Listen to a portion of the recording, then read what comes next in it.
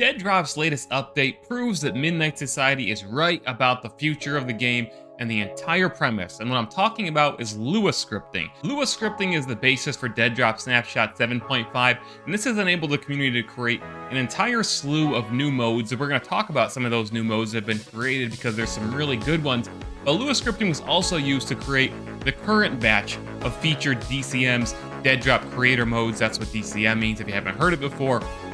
And this was stuff like Infection, like is on my shirt at this very moment, Arsenal, which was like gun game, Team Deathmatch. There was 6 of them at the launch of Snapshot 7. These were new ways to play Deadrop, and the basis for Deadrop being a platform game, meaning this is more than just one game and one mode being driven by one singular source, like a game that's just made by one developer. You know, they're embracing community created content and becoming an entire platform. And if you look back over the past, 10 years, even further in some instances, a lot of the biggest moments in gaming and the biggest games of the last few decades have come equipped with community created content and ended being platform games. This is stuff like Fortnite, which allows creators to build maps and their own custom modes and virtually everything, right?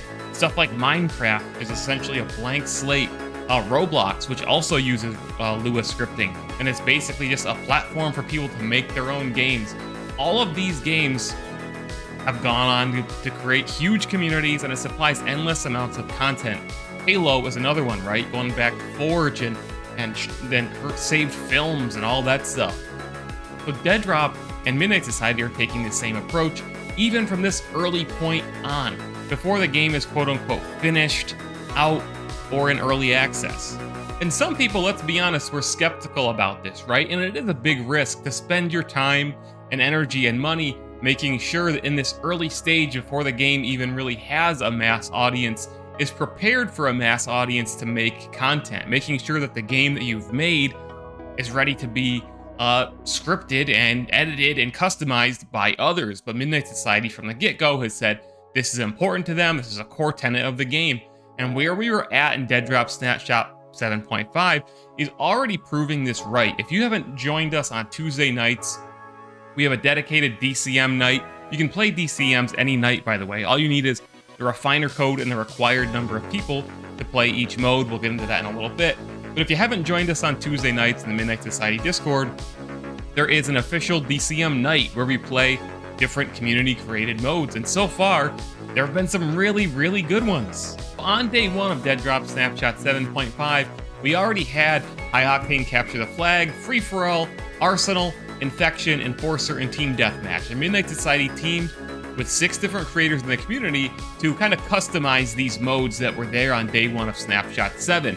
Now that we have Lua scripting and we can all do this ourselves, the community has made some really awesome modes, and I'm just going to list off some of my favorites here. First of all is Showdown by Viper UGC. I'm a little biased in that regard. This is on the smallest map that Deadrop has. It is a very head-to-head mode. It is round-based and ends up playing something like Call of Duty Gunfight, or even a way more fast-paced Counter-Strike or Valorant, something like that. 1 life per round. It's team-based. The only goal is to eliminate everybody on the other team, and the maximum amount of time per round is 60 seconds. So games go very, very, very quick.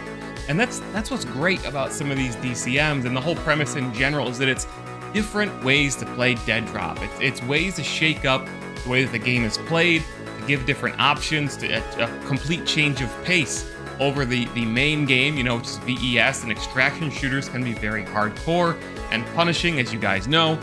I believe that Midnight Society is taking a great route and making Deadrop more approachable in many regards, while also having a very high skill ceiling than something like Escape from Tarkov, for example. But still, you get the idea.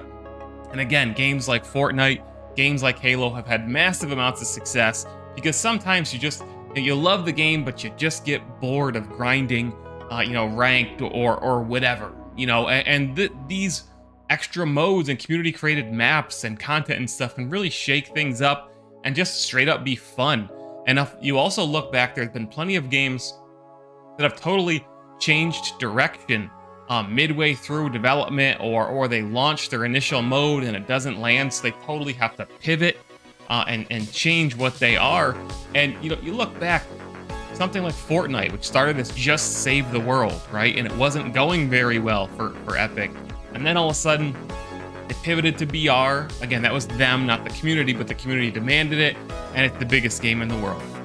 You look at like all of Valve's franchises. Counter-Strike started as a Half-Life mod, right? And then it got embraced by the community, and now Counter-Strike, one of the biggest games in the world. PUBG was originally just an Arma 3 mod. The entire Battle Royale concept was an Arma 3 mod. So we're already seeing it right now on these Tuesday nights, these play sessions, but you can play them anytime, like I said. Totally new ways to play Deadrop, and the community's having a ton of fun both playing these modes and with some of us who are scripting these modes and learning, basically teaching ourselves how to create custom modes via Lua scripting, kind of moving the needle on a lot of our own education on the game development front. You know, I also made a mode called 2 in the Barrel, which is a lot like 1 in the Chamber, but it's with a double barrel shotgun. And I also want to just name a few really great ones that we've played. Joker made Relic, which is essentially Oddball from Halo, you know, very well-known mode there. He's got a shoddy sniper mode, which I loved. It was great on Proving Ground 3, which is a very wide-open map. So to see two teams going at it with snipers on that map was great. Decoded has been working on basically Hardpoint, but he calls it Dead Zone, a objective-based mode where you have to occupy a zone. You know, Deadrop doesn't have that right now. And then OLAP, who also codes for Viper UGC, by the way, made a mode called Momentum. Really something special. One-shot snipers all the time. If you kill somebody, you move faster, and it's kind of like a snowball effect. You start scoring more points the more people you kill without dying. Really fun, and there's been plenty of other stuff too. Just some crazy fun stuff, you know, like infinite grenade mode. The only thing you get is grenades. Just smoke grenades in a knife mode. Just kind of some silly stuff out there too, just to create fun for the community and get everybody together and just playing the game and enjoying it. It also allows certain features to be tested in ways that really aren't as easy to test in VES, for example. You know, VES is much more complex, much bigger map. You gotta hunt for the loot you want, and so on and so forth. It's a core tenet of extraction shooters. But a mode like Showdown, where there's randomized loadouts, you really cycle through all those weapons and get to put them through their paces, their ins and outs, to see which ones are working well, which ones aren't working well, and so on. It's really helps see the game and where it is in development in a totally different light, which is it's really genius in a way. Because not only are we creating new ways to have fun with the game, but in a way we're also testing new things or testing them in a different light, which is really pretty smart. So where is all of this leading, right? Where it's going, it's already in these early days. We have a bunch of different ways to play Deadrop. I mean, what have we got? Like 12, 15, 20 different DCMs, community-created modes already, and the game's not even out yet. And you can just imagine when the game launches, you know, planned for the early access release in late 2024, what's going to be there at launch, what's going to be possible at launch, and how this is going to, you know, not only attract players to try the game and try these different modes. Some people, as creators, will be attracted to Deadrop and want to come create their own stuff in Deadrop and try to get noticed that way, or tap into their creative potential that way. Maybe people from the Halo Forge community or the Fortnite creative community. And where I'm going with all this is, it's really proving already, even though like some of these things we're playing in like blockout maps, you know, and unfinished gunplay, this early in Deadrop's development, that this core concept of embracing community-created content, it's working. It's going to work. I believe that Deadrop will be a platform game and not just a game with a certain mode. I mean, think of a game like Apex Legends.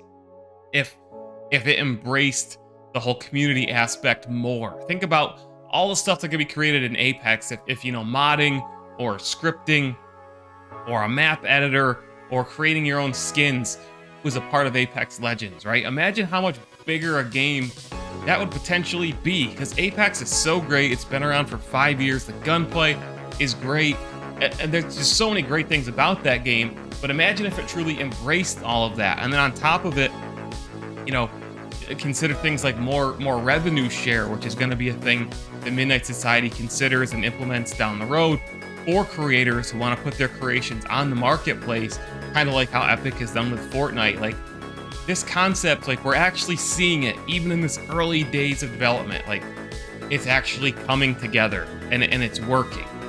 And if you are a creator with, who's working with Lua scripting and Deadrop, jump into the Discord. There's a bunch of us who are scripting, chatting back and forth. There's a specific Lua channel in there, helping each other out. And there's also a Lua scripting suggestions channel. I recently placed a request in there. It would be great to get a server browser so people could log in and see, if there's active games and any DCM running, and then they'd be able to join them. Join in progress would be a really, really great feature to have. So jump in and get creative, challenge yourself. As somebody who had never scripted anything before, I had a lot of fun challenging myself and working with Olap himself, who helped teach me some stuff. And it was both challenging and satisfying to put together a mode and then see people playing it and really enjoying it, tweaking it bit by bit to get it right. And it's really not hard, guys. It's not easy. It's not as easy as just sitting down and playing a video game, but it is something that's a truly creative, challenging endeavor that's very satisfying once you actually create that thing that you want and get it out there. It also gives you a total different perspective on game development, which we all know the world desperately needs, especially on the internet these days. And see, the point of this is that, like, every time you log into Deadrop, there's always gonna be something new, right? If you stop playing for a week or two, you come back, the community has just provided new stuff for you, new ways to play, new maps, new weapons, whatever the case may be. When the full UGC vision is available, the asset creator tool, the marketplace, all that stuff. So even in between large patches from Midnight Society themselves, creating, the next sector or the next battle pass or whatever, there's going to be all this other content, and we already have that right now, week to week. It's like every week we're logging on Tuesday for these DCM nights, and somebody has a new DCM or more than one DCM, some new way to play Deadrop. And this future-proofs the whole game, right? Because no matter what Midnight Society does, even when the time comes when they start working on their second game or whatever, Deadrop's just going to keep churning content thanks to the community. So that's it for this video, guys. Thanks for watching. Let me know down in the comments what's your favorite DCM that you've played so far, or what DCM you'd like to see come to Deadrop in the future. Again, I think what we're witnessing is just another small step on this amazing mountain that's being climbed or built by Midnight Society, and there's just so much ahead. But I really feel these pieces are coming together, and we're in for big things in 2024 and the future for Deadrop and Midnight Society. So if you want more Deadrop and Midnight Society content, make sure you subscribe to the channel. This is the place to be. Check out this word from one of our sponsors. See you in the next video. Mayor Reynolds out. Come join me on Twitch, by the way. Every Tuesday, Thursday, and Saturday, we're live by 7 p.m. Eastern, if not earlier. See ya. This video is sponsored by Fortnite. Support a creator code MAYOR. That's all you gotta do is plug MAYOR into your Fortnite or Epic Game Store. Support a creator slot. Whenever you make a purchase, and a portion of that purchase will go towards supporting my content. It costs you nothing. Just plug it in anytime you see support a creator in Fortnite or the Epic Game Store, and it will directly support my channel and help increase the budget for content like our live action Deadrop short film, Midnight, which you can go watch right now. Thanks for watching, guys. Appreciate the support. MAYOR in your support a creator slot. Thanks a lot.